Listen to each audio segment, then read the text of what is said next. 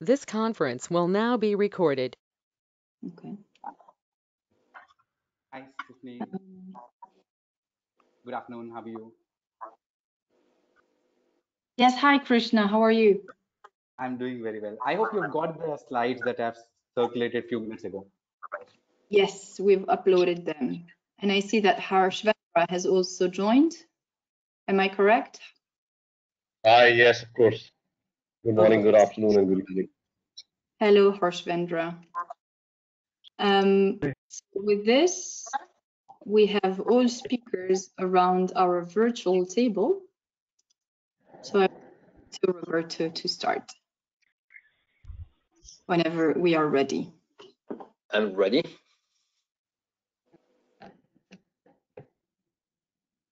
Welcome to all of you. Thank you for joining us. It's not the first time that we arrange a digital conference.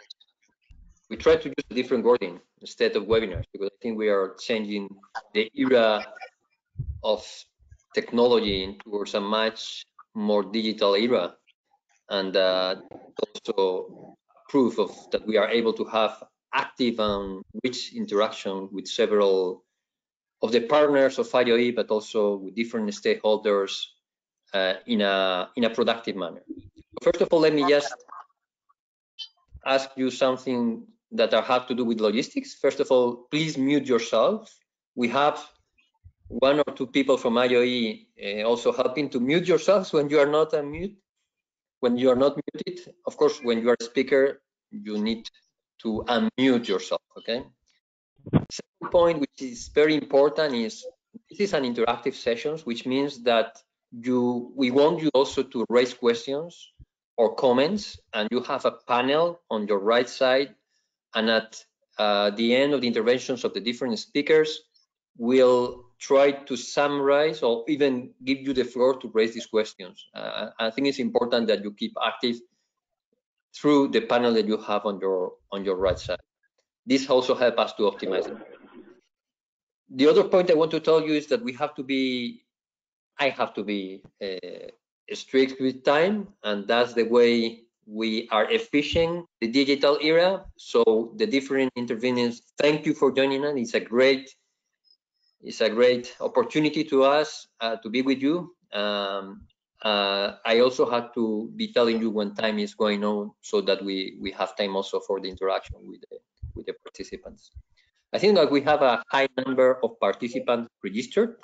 I think, if I'm not wrong, it was up to more than 300. I don't know whether the system will allow us, but in any case, this exchange will be registered and shared with our members and participants. So, in any case, if there is anyone that who is not able to join, these people will have the opportunity also to look at the exchange that we will have.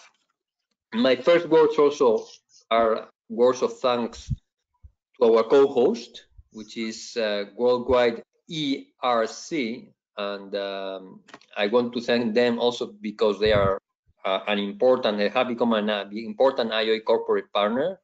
For those who are not familiar, ERC, Worldwide ERC is the world's largest collection of mobility professionals, and they are very, very well placed, as you can imagine, to give us insight on the discussion that we need to have now on mobility and COVID-19. So thank you, first of all, to our co-host partner.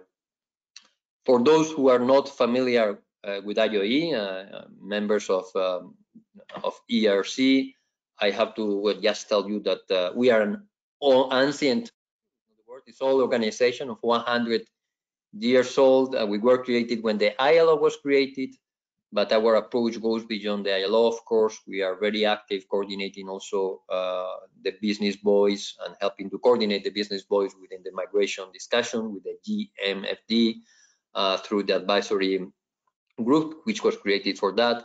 But also we are active in other areas like human rights, like skills, like employment, all that has to do with the social impact of companies and how that can be better linked to global international organizations debates including the G20, G7, etc.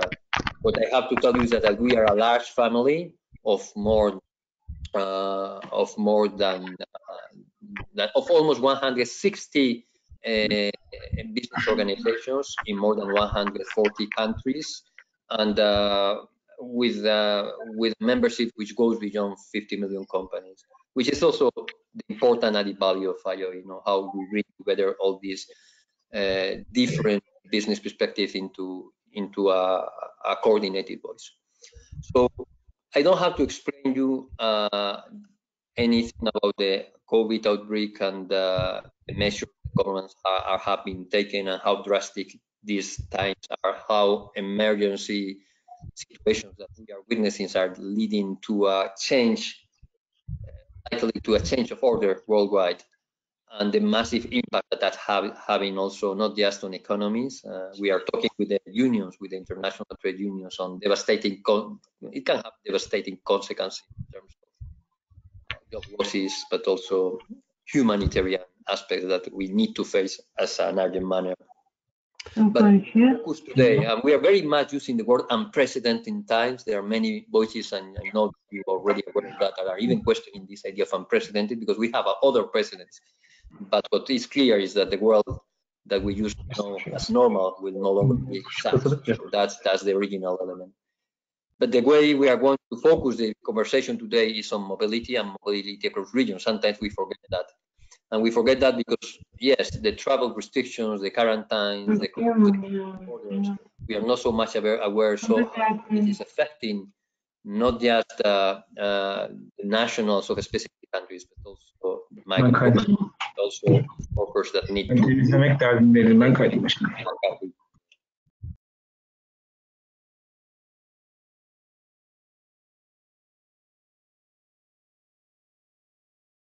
Then response, how we can act immediately, how can we mobilize funds. We are acting in IOE very intensively in this area, providing liquidity to the real economy for those companies, especially SMEs, who are needing of that, but also individuals, and what kind of measures to precisely alleviate the conditions of companies that will, in a way or another, some of them are at the risk of bankruptcy.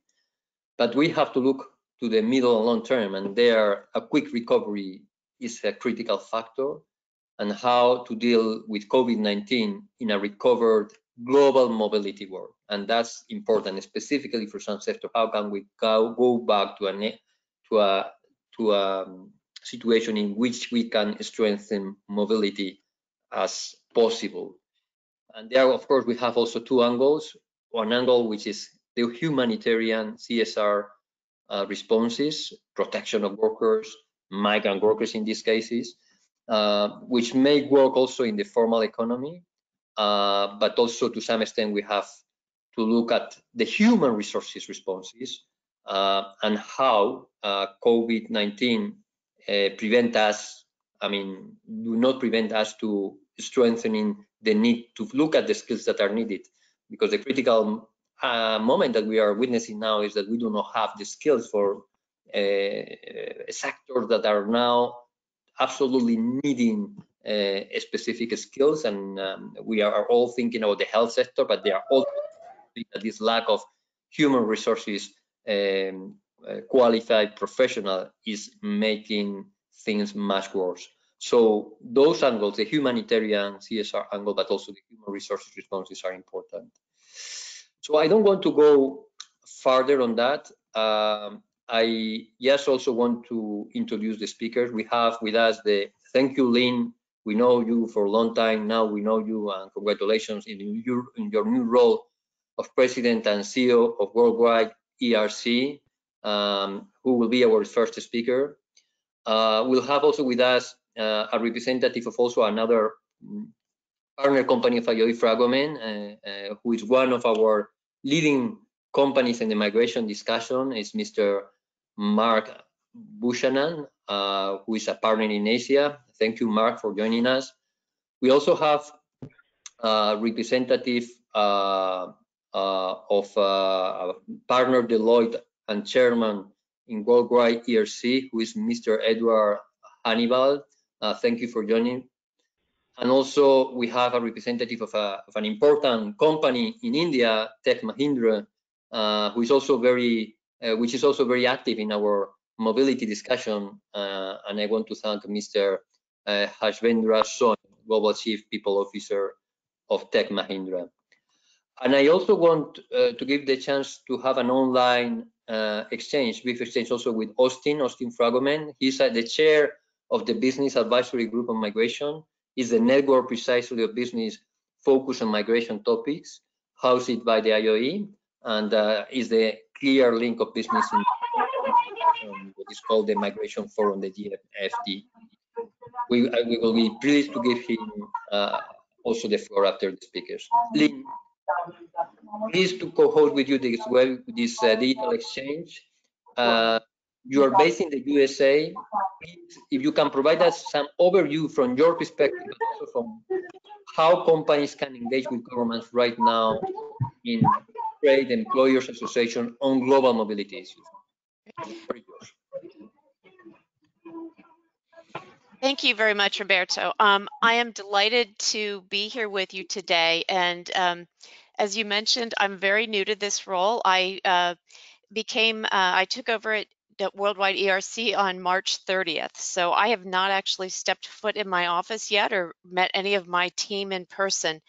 But one of the first things I did was reached out to IOE, and that's because you have such a tremendous reputation for being able to talk to governments around the world and really share with them the challenges that companies are faced and work collaboratively with governments and with labor and with companies to find solutions to these challenges. And as you said, they really are unprecedented.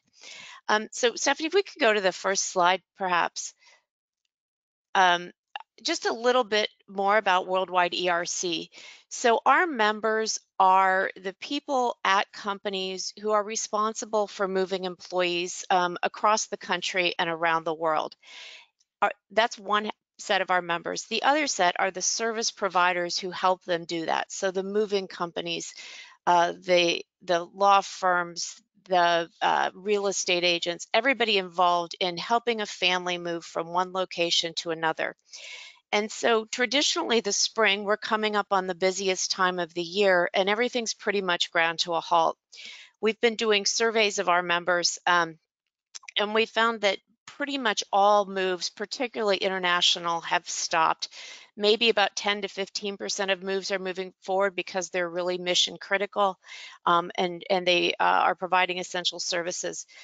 But everything else has come to a halt. So what companies are dealing with now is what do you do with all of your expatriate employees who are currently on assignment? If we could go to the next slide, just want to share with you a little bit of the benchmarking that we're doing.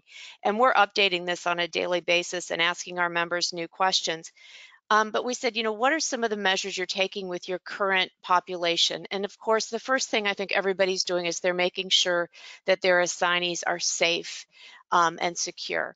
But beyond that, some of them are providing additional pay, they're covering costs to relocate home, they're providing time off, they're being flexible to the extent that they can to really make sure that everybody is able to continue to function in a safe manner. Now, if we go to the next slide, this becomes very complicated. So just imagine some companies have 10, 15, maybe even 20,000 expatriate employees. So our members have really been scrambling to figure out what do you do with everybody. In some cases, you'll have groups that return home. Others will remain in their host country because they can continue to do their work from there. And in other situations, you had people who relocated to a third country. And in all of these cases, there are certain questions you have to start thinking about. Are they essential workers under the laws of the place where they're currently located? Are they still going to a job site or can they work remotely? If they're still working, regardless of where they are they on the proper payroll? And do they have a work permit? If you've relocated somebody back home, do you need to change them back to your home country payroll? How does this impact the taxes? If they're staying in their host country, can their work permit be extended if it's expiring? If in fact you're doing furloughs or reduced hours or changing the job duties, does that impact the validity of the visa? And these are all situations that kind of have to be analyzed one by one with each employee. And then, really there were a lot of things that came into play about, should they even return home? Where's the safest place for the family? Can they return home? If they do return home, do they face entry bans or quarantines? We have stories of people who were stuck in airports because they couldn't get back to their home country because of entry bans, but they couldn't go back to where they had been stationed either. If they do leave, will they be permitted to go back home or go back to their assignment country with the same visa? Will they be required to get another visa? And again, are there any special family circumstances? Are there children in school? Are there elderly parents? Are there other things that really must be taken into consideration? And I'm sure that both Ed and our other speakers from the companies will be able to talk to this in much greater detail. So let's talk just a minute about what's happening in the United States. If we could go to the next slide. So in the US, we continue to have some entry bans from some countries for everyone except for US citizens, permanent residents, and certain select others.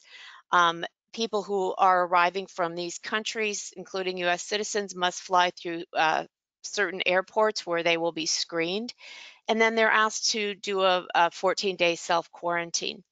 Now, this is for people for flights coming into the US, but we've also had very restricted travel across the borders with Canada and Mexico. It's only for essential travel. In some cases, some business travel is considered essential and is still permitted, but again, it's very limited.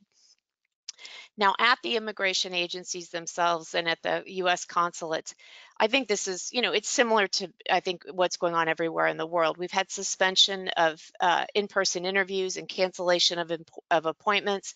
So all of that will have to be rescheduled for people who are waiting to get their visas. We no longer have expedited processing for business visas. These can be submitted online, but there was an opportunity before to pay extra to have them processed in 15 days. That's no longer the case. So regular processing time in the best of circumstances can be months and months. And then there was some automatic extension of certain types of visas and certain filing deadlines, but this is not true across the board. So again, it really takes analyzing every single situation on its own to make certain that somebody is not falling out of status, that you're doing everything you can to keep them in proper work status. Now, the last thing that is becoming problematic for many companies is that there's a specific provision in the law for H-1B workers, and these are workers, many high-skilled workers, and they cannot be furloughed. They cannot be put on kind of what we call benched, which is put on taken out of assignment without pay. And this is true even if their US workers are being benched. There's some concern about whether if immigrants or non-immigrants access public benefits, if they'll be penalized for that moving forward, particularly when if somebody who's a non-immigrant, they take some public benefits and then they want to get permanent residence down the road, the fact that they've used these may be a problem. One bright spot is that we have seen some states are recognizing foreign trained healthcare workers and recognizing their credentials and allowing them to come on board, which is a good thing.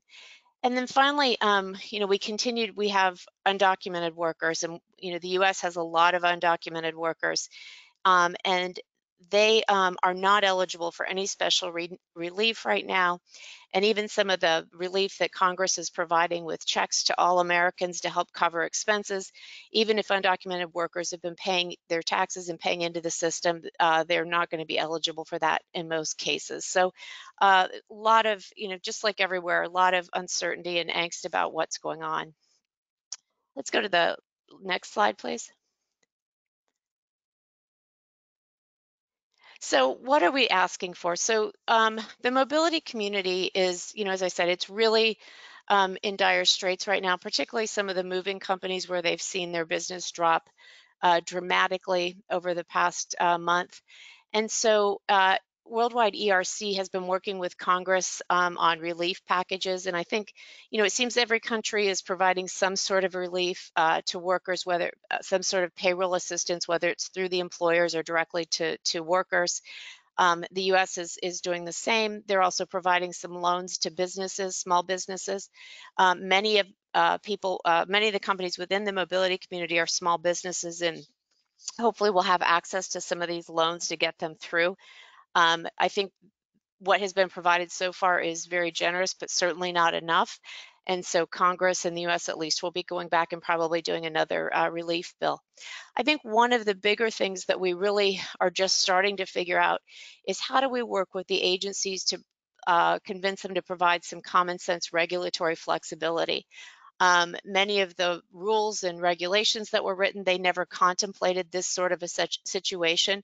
So we have people who's are falling out of immigration status or having tax issues really through no fault of their own. And so we'll be working with the agencies to argue for some common sense flexibility, for extensions of deadlines. In many cases, what we need are electronic signatures to allow things to go forward without, wet signatures on documents, and really open communications. So these are things that we're doing some more benchmarking, and we'll share that out with IOE, because I think the challenges, while the solutions will be different in every country, because I think the challenges are going to be similar, and we can try to push forward on some common on some common positions for all of us. So I look forward to working with IOE and the rest of the business community to do that. Thank you very much. I think it has been a very comprehensive view, not just on the USA peculiarities, but also I would say that the global component that you raised is also quite useful in terms of, many of the elements related to non-expedited visa. The fact of keeping the status is a challenge. Also, the public access to benefits and also to health benefits sometimes is also tricky. But these last points in which you refer to the regulatory compliance and common sense flexibility is something that we are also advocating, and we should also take action from that. So I'll go now to Mark. Mark, you are the Fragomen partner of the ASEAN region based in Singapore. You were among the first to see the impact of the crisis, and we are also learning a lot of how many Asian countries are overcoming or are facing the challenge. How did you advise companies in the short terms, and from your perspective on the longer terms, in a world with COVID-19, how are talents and their skills going to be mobilized, if there's any prediction that can be made? Thank you again. Thanks, Roberto. So yes, we've been kind of battling COVID-19 since early January. Singapore really is in the front line with, very close trade with China in particular.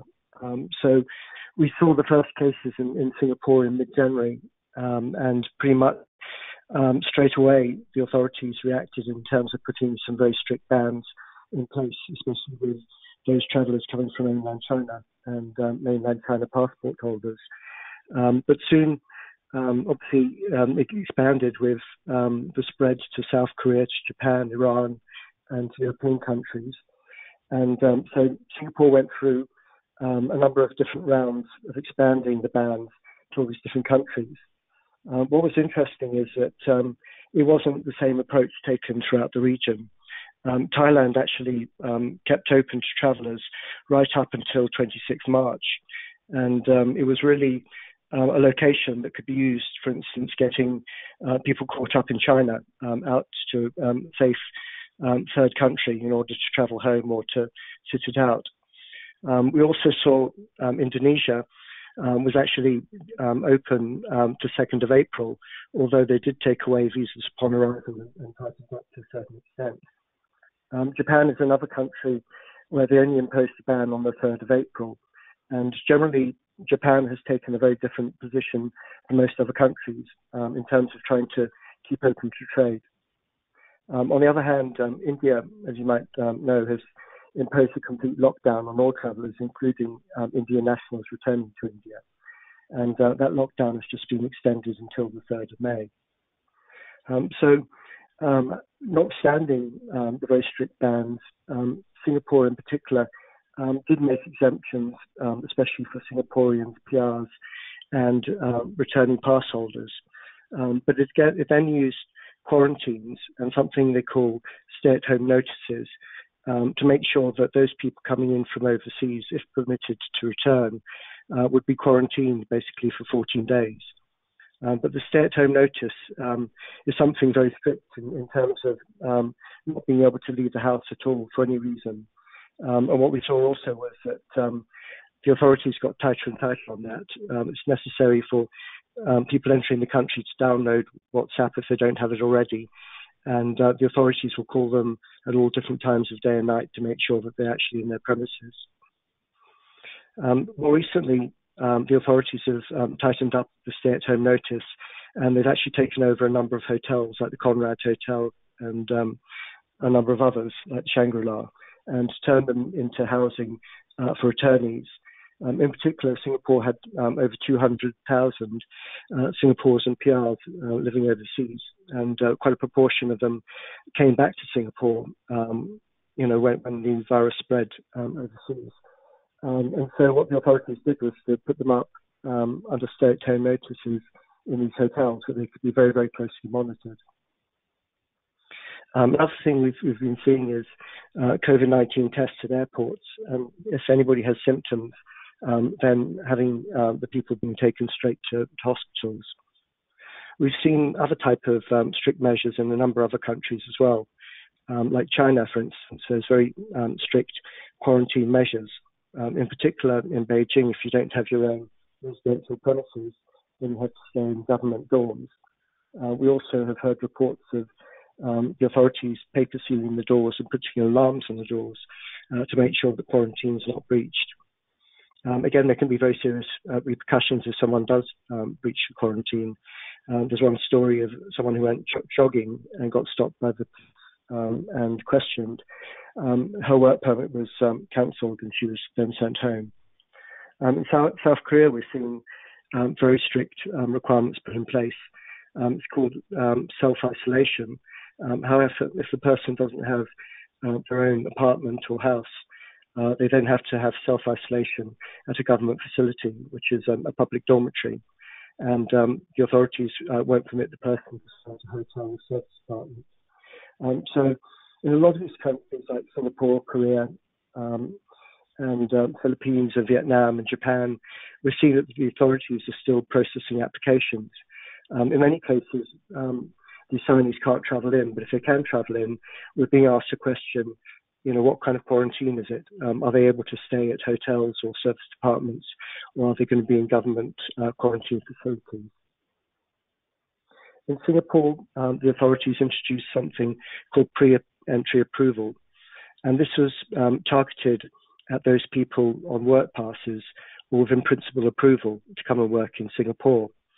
With the large numbers of people wanting to return to Singapore or find refuge in Singapore, the authorities decided to use this to help stagger the return of employees, in particular, to Singapore.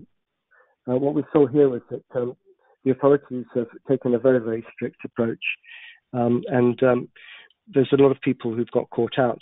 To begin with, this pre-entry approval applied to China and then the various hotspots as and when they arose. But now it applies to anybody coming in from any country around the world.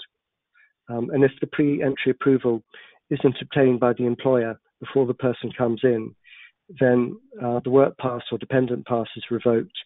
And the company then has just a few days to repatriate the individual. And if the individual is not repatriated, then the company can be suspended from being able to renew applications.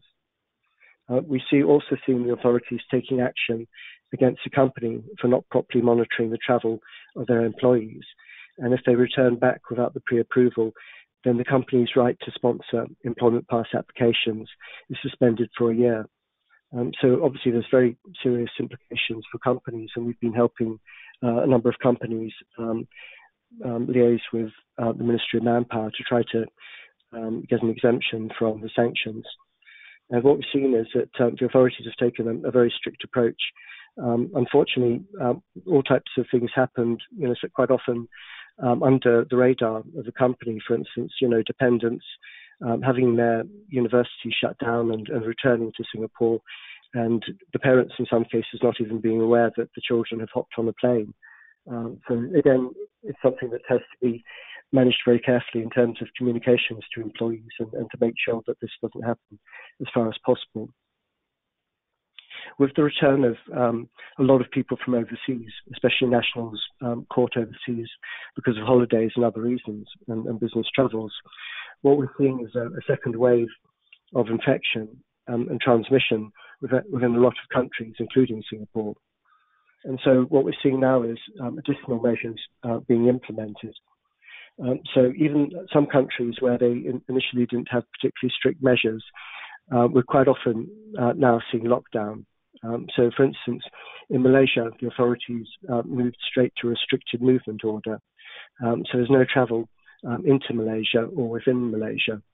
The Immigration Bureau in particular has also closed down, but has reassured everybody that if any employment passes or dependent passes expire during this period, no special pass will be provided, but they can just reapply for an extension when they open up.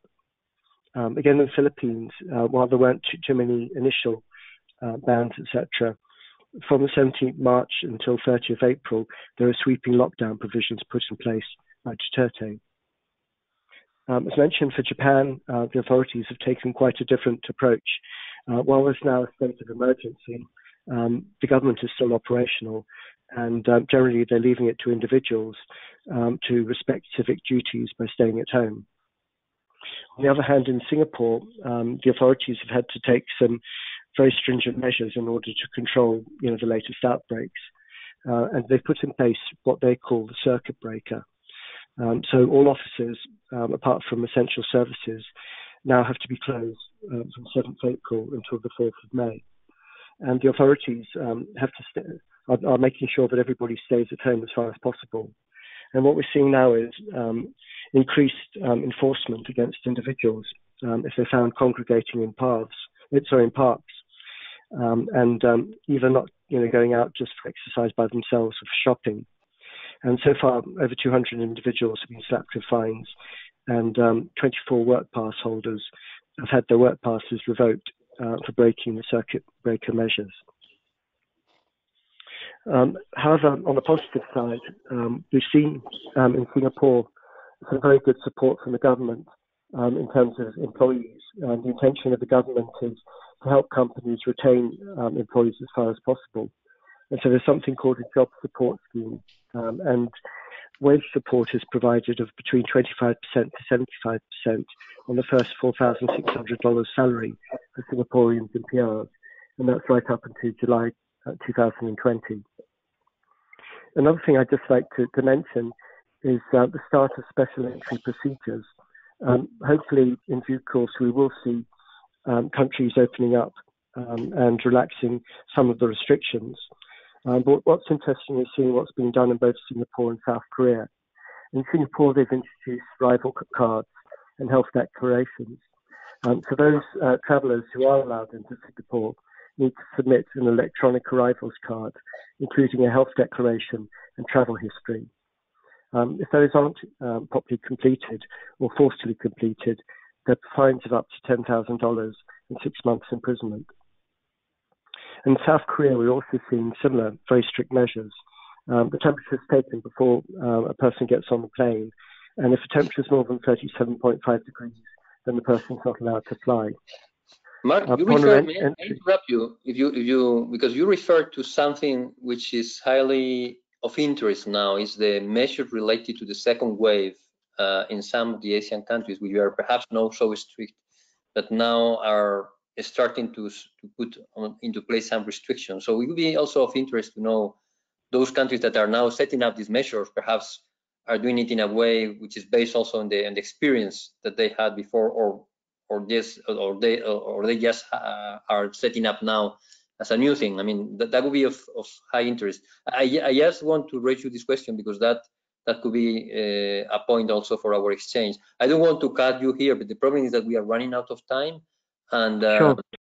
And I want also other speakers also to have But if you just can prepare some insight on that, on the second wave, and how restrictions are put into place in some of the Asian countries, that would be, I think, of high interest in terms of also the mobility element and the skills needed for the future.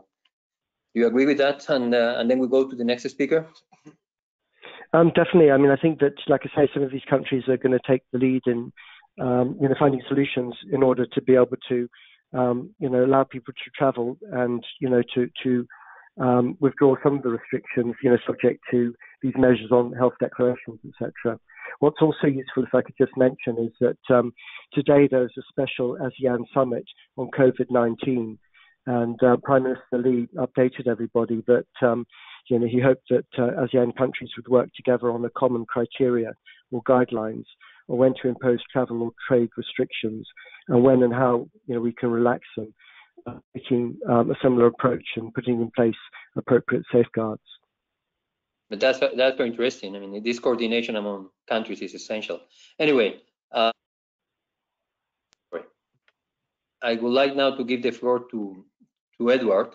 Edward, as a partner at Deloitte and chairman of the board of the worldwide ERC, what are the key priorities for mobility leaders?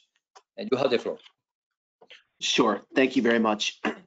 Hopefully you folks can hear me. I'm here in Chicago in my living room. It's a pleasure to be here on behalf of Worldwide ERC. I am the current chairman of the board. Very excited to have Lynn join us, and she couldn't have joined us at a better time to support us and our industry. I hope everyone is well. I put together a slide with some considerations. I am a partner with Deloitte, based in Chicago, spent my entire career supporting organizations in the mobility space, and now more than ever, it's really all around digital mobile transformation. And so as you look at the slide and you think about organizations and the key priorities that are impacting us today, and frankly are going to impact our employees indefinitely, under this time, mobility leaders are being asked to react to the ever-changing events. So I wanted to lay out how can you make the biggest impact to your organization. A lot of what you'll see from my colleagues at Deloitte, and it's really the only plug that I will make, is that we're trying to frame everything from the standpoint around responding, recover, and thrive. Respond, recover, and thrive. And you think about it, one, and that's really in the center of the screen here. One, from a respond perspective, it's around managing business continuity. We're all doing that. We've been doing it, and each organization is morphing how they are supporting their business and all of their workers. From the standpoint of recover, we're learning and we're going to emerge stronger.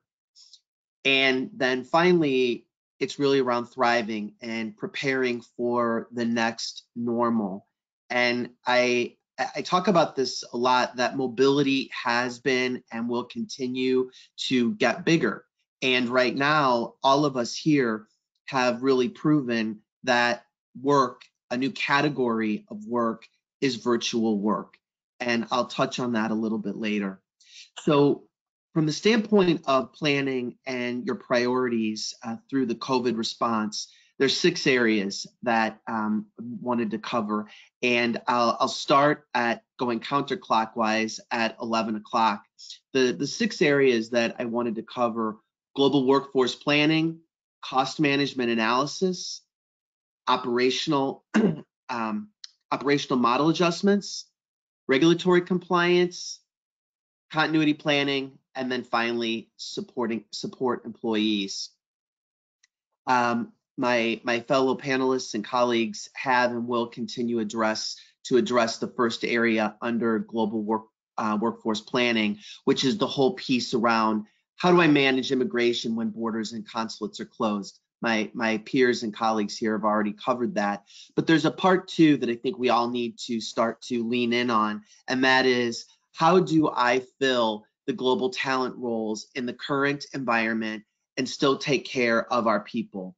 And a lot of this is really about responding to the talent spikes, the talent shortages, while we are planning for tomorrow. And that's around assessing every day the changing regulations. Lynn touched on it a little bit from the US perspective, but making sure that we're collaborating and aligning to really manage through these lockdowns, the travel restrictions, but we're at the same time still planning, utilizing the data at hand to influence the talent decisions at the moment, but while being also planful about where we're going to go next. Organizations really need to think about where can they leverage employees, and now we do have a whole virtual capability that we talked a lot about, but now it really is real. The second area is cost management analysis.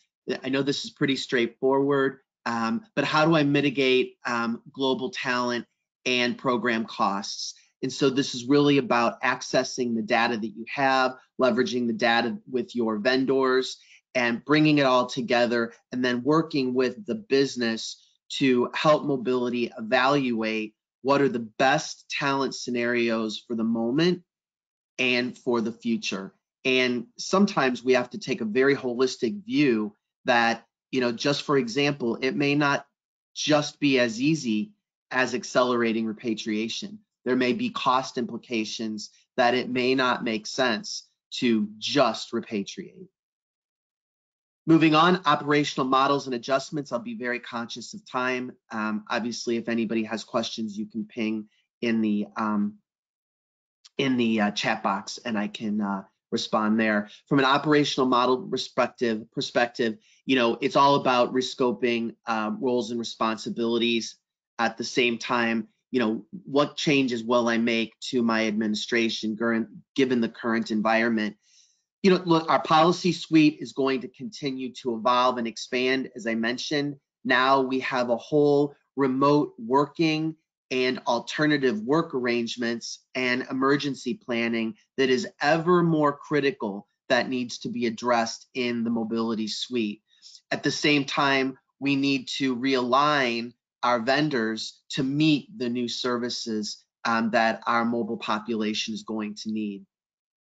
And Lynn talked through and mentioned, you know, there are some challenges to the overall mobility ecosystem at the moment, given the current stoppage. So that's another factor that needs to be addressed as we look at the overall future mobility support model.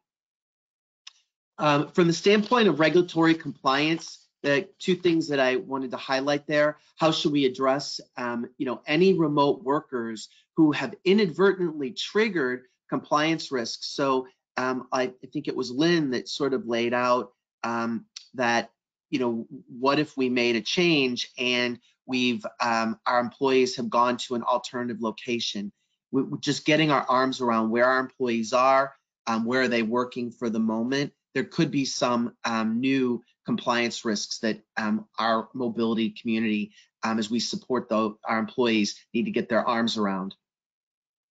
And then from the standpoint of how's my organization needs to collect all of the facts, including you know, all data, because there may be necessary headcount actions that are taken, but that needs to be evaluated in the context of all of the various governmental stimulus and support packages that are out there. So this is an ever-changing moment of global regulatory compliance. From the standpoint of continuity planning, you know, how do I better prepare my global mobility team for what's to come? And that is changing rapidly. Again, we're proving how we as an organization, all of us, are supporting our mobile employees, and we are doing that virtually. So how will we continue to make sure that we provide the specific guidelines for this virtual collaboration and minimize disruption to employee engagement? And then really finally, the last area of support. Thank you, Ador, because if not, we are running. I think that you raised 2 points that I think are very interesting and critical. One is the category of digital workers, whether they're becoming more and more a category. I think you referred to that to the very beginning. And the other, I think, interesting point that you have just referred is the regulatory compliance. And if I capture you well, you are wondering whether this is the right moment for a global regulatory compliance approach right now, which is quite tricky and challenging. But perhaps these are the kind of moments in which you make a difference, because it's always difficult to have these global debates and say, well, we need now an approach which is really common. May I just cut you here, because otherwise we'll not have time. We have to finish at 3. So sure. I now go to our friend Harsh from Mahindra, Tech Mahindra, sorry. 3 points, perhaps, very quick. Your short-term response as global company vis-a-vis the migration issues, how you reacted to the closing of borders and how that impacted your business, but more importantly, perspective related to future strategies once we overcome this. I mean, it's unpredictable, but to what extent you can already foresee a scenario for the future in terms of global company approach for migration issues here. Thank you again, Harsh, for joining. Thank you, Roberto, and good morning, good afternoon, good evening to everyone on the call. It's a real pleasure to be here. Before I get into the presentation, just a quick update. I represent a company called Tech Mahindra. We are about 131,000 employees across 98 countries, and representing about 88 nationalities. So the challenge, obviously, is huge in terms of what is happening around us. As you're aware that India is in a complete lockdown for the last 21 days, and the lockdown has been extended till May 3rd. So it's wrong. So I'm going to share with you a few things on 4 paradigms. If you can go to the next slide, please. I'm just going to give you a summary on what Tech Mahindra as an organization did for our associates, our employees, the government of India, and you know that the government done really well. We still have the size of the country. We only have about 10,000 COVID positive cases, only about 400 deaths. In context of what the rest of the world is going through, I think it's managed very decently. And I'm also going to talk about community and customers. So if you can go to the next slide, Roberto. We'll have to keep moving. For the associates or the employees, the first thing that we did when the whole thing broke out about 4 weeks ago is we created rapid action forces across each country, across our 98 countries, across all regions, where employees could actually call up and updates. They could ask their question. Emergency lines set up for every single employee in every single country, which was manned 24/7. What it did was it enabled the employees to actually get a single source of the truth rather than struggling to get the information. Go to the next slide. Can we move to the next slide, please? Like most other organizations, we did ban international and domestic travel even before the government banned it, and also took measures so that there were no visitors allowed in any of our 1,600 offices around the world.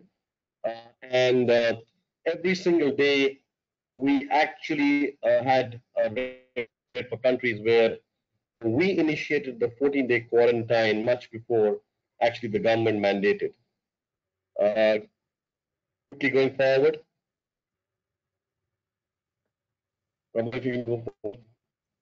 The third that was important for our employees was awareness, and we had posters, etc. But what we did was we had doctors who went into each of our offices and actually educated our people on things like social distancing. Remember, social distancing was not very popular before COVID-19 came in.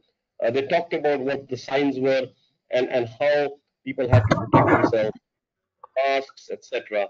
So the whole awareness campaign was a big campaign that we undertook for our employees. We go forward. I'm skipping the details because I just want to make sure that I cover everything. We can skip this one, please.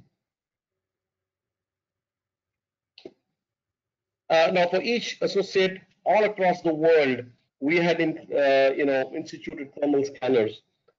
We made sure that we maintain social distancing. Every single employee walking anywhere was thermal scanned. Even inside the offices, we took many measures, including having masks compulsory, way ahead of time. I think we are that way lucky that despite 130,000 employees, we've had not really many cases of COVID positive around the world. Go to the next slide.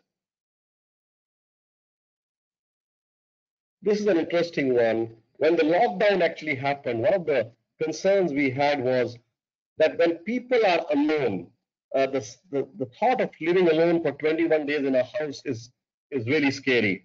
And what we said to people is that if you're in the same building as other families, if you're in the same condominium as other families, keeping social social distancing in mind and the norms of the lockdown in mind, we actually housed many families invited single individuals into their houses so that they are not left alone for 21 days, because this could have a serious impact on the mind if you're alone for 21 days. So we called it each one house one. It worked very well. If you go forward, please. We made sure communication was key. We came up with a microsite, which was a live microsite, what happened around the world. There was video blogs. There was a bulletin that was called Tech and Chronicles. And essentially every single day, the update is sent to each and every employee across the world in real time. Move forward, please. We can keep moving forward. This is the bulletin I was talking about. An important one is we actually came out with an app. It's a mobile app which could associates can actually diagnose themselves and assess whether they are asymptomatic or not. And this can also enables each employee to do online doctor consultations, and we tied up with doctors around the globe, and this is available across the world for all employees to do doctor consultations, because remember, going to hospitals is not easy these days, and this was developed internally by our IT. Go forward, please. Please keep going forward. So basically, we can keep going forward, please. Now, this is as far as the employees are concerned. A quick glimpse on what we did for our customers. We initiated BCP. Imagine most of our customers are essential services, whether it's telecom companies, banks around the world, even defense around the world is actually managed by us. And I'm happy to say that 94% of our employees are working from home today, and the BCP is fully enabled. It was a humongous task. If you go to the next slide, we'll talk about the fact that we actually moved 80,000 desktops and laptops to the houses of people, enabled them with Wi-Fi's. We also made sure that every single precaution of data privacy is maintained. But it's an humongous achievement where 94% of employees are actually working even during the lockdown 24/7. We can move forward, please. We can keep going forward. One of the interesting things that we did, we actually asked, since we were not getting enough laptops, we actually asked employees to get their own laptops. We reconfigured them and actually gave money to the employees for the use of laptop. And actually, we did it very fast. And in about 2 weeks' time, we had the 94% people enabled with e-functioning. Our Tekken logo, which is the logo that you see here, was actually tweaked. The new logo actually has the E inside a house. And this just is a signal to our employees and to the world that we stand by fighters and warriors, and we have a hope that the e-working and in around the globe will actually help us come over the COVID-19. Go forward, please. Keep going forward, please. Now, the government of India has done a lot of stuff, as you know, but if you go to the next slide, Mahindra actually helped the government come up with the entire e-pass facility, which means in the lockdown period, for essential services to move, you need passes. And while earlier the government was doing it manually, it was impossible. We are imagine 1.3 billion people. So we actually helped the government make the e-pass arrangement where all the e-passes that you see in the capital is actually done through TechN. And also So there's an app. Sorry to interrupt you Right. because we're running out of time. I think that this last point, and I wanted to. I'll actually start here. We also built an app for the government of India, which actually is the Arogya app, and we're enhancing it, which actually distinguish if you are a COVID positive employee across the country. So a few steps on the time, but over to you, Robert. Okay, I think this last point related to the public-private cooperation is becoming more and more critical in our discussions. What we see is the limitations of the public institutions to provide also some basic services, and the way many companies are redressing this service precisely in this emergency says a lot about our capacity to be responsible. Also within the mobility angle that we are all discussing here. Thank you very much for this insight. I think it's also amazing to see how you have redressed also the situation. How you have. The only one point I want to add for all of us on mobility is we soon realized that with work from home facility happening and 94 people could actually, we never believed this could happen. Now, this enables mobility across the world so easily. While we were earlier thinking that we need so many things, we don't actually need people, and this actually enables mobility of people across the world. Yeah, exactly. No, that's precisely the point. So I would like now to give the floor to Austin Fragomen, who is the chair of the Business Advisory Group on Migration, as I said before. But of course, he is the chairman of Fragomen, one of our main partner companies. Fragomen, you have the floor. If you can also give some remarks related to also the activities that you have launched, and what I can see is that you have launched a website. In your website, a kind of full list of measures by countries, which I find quite comprehensive, but also quite didactic. I have been looking at that, and that's quite interesting. If you just can provide some insight, also the work that you have been anticipating by now, that would be great. The floor is yours.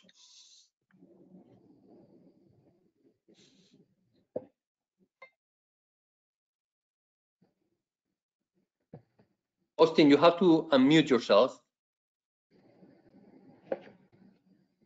Okay, sorry. Okay. Unmuted?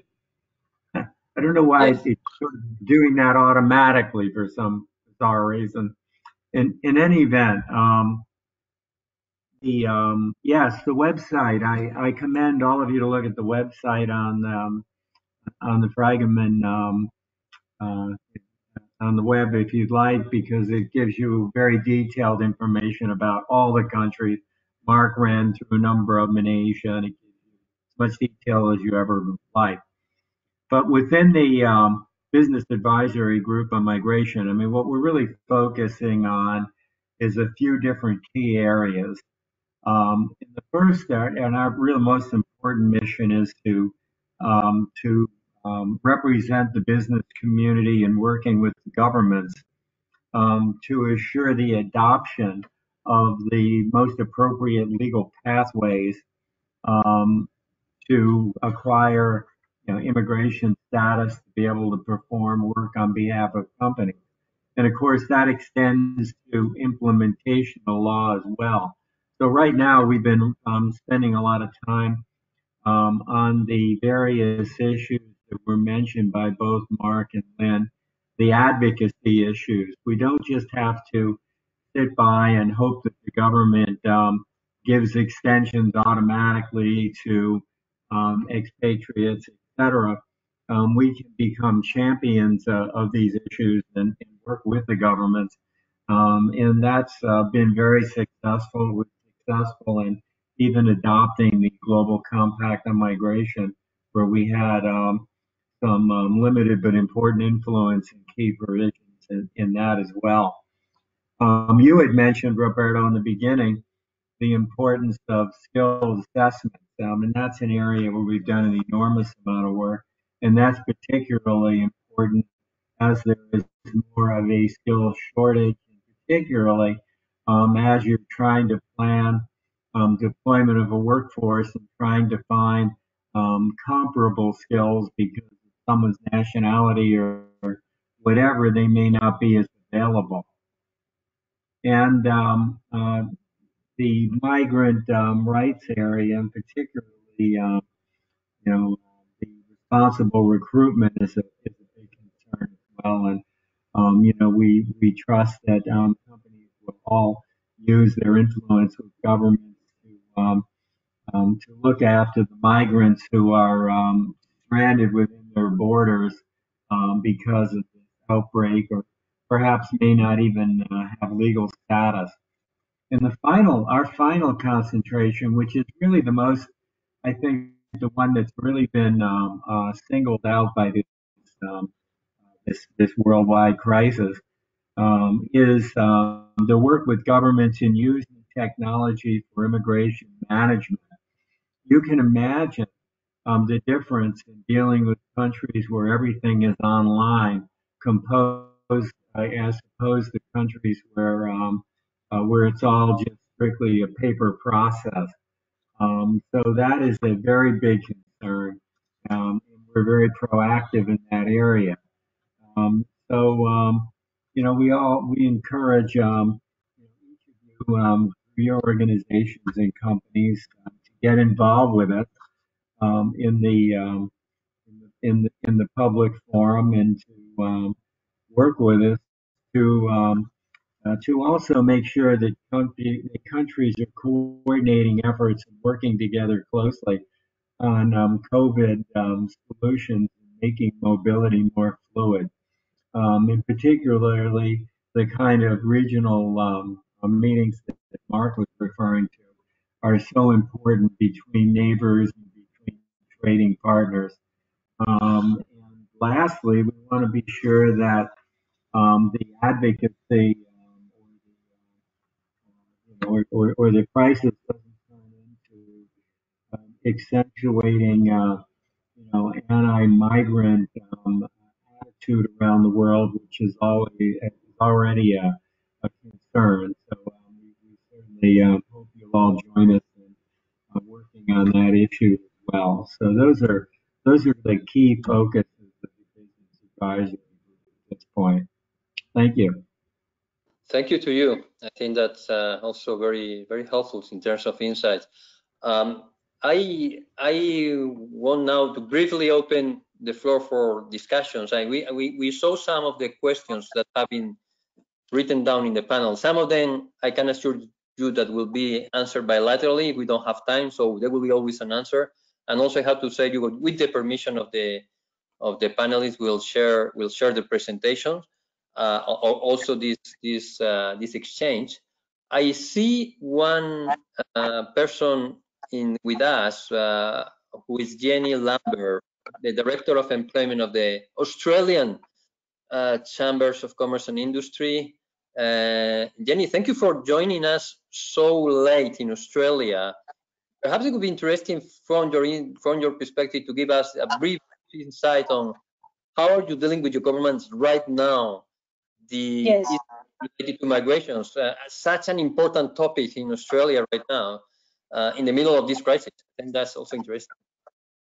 Yeah, thanks, Roberto. Well, I mean, just following on Austin's point about the importance of advocacy in this area for migrants.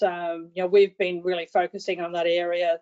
We've had three substantial support packages from the government to business, including a wage subsidy, as well as a doubling of the unemployment benefit.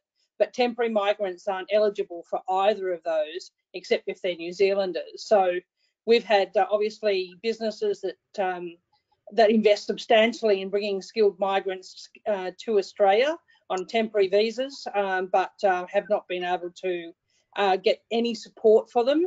And that's been an issue that we've taken back to we've been working with the immigration minister, who we have a great and ongoing relationship with, but just trying to get greater access for the temporary migrants, because businesses will need those people as soon as the recovery happens. So it's a really important part of the recovery.